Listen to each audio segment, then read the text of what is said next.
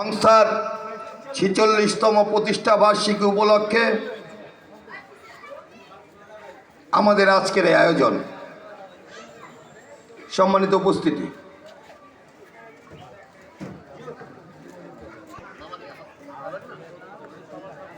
বিগত ১৭টি বছর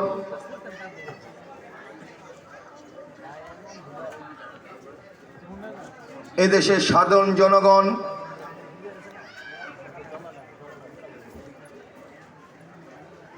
আমাদের রাজনৈতিক শাসন, গায়েবী মামলা, হয়রানিমূলক মামলা, দলীয় পুলিশ লীগ দিয়ে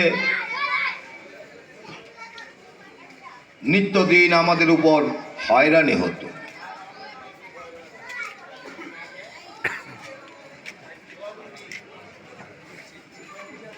একটি কলুষিতময় অধ্যায়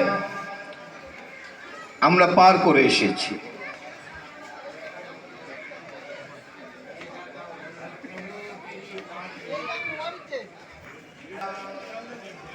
কখনো ফিরে যেতে চায় না। সেই লক্ষ্যে একটি বৈষম্যহীন সমাজ, স্বাধীন মত, স্বাধীন পথ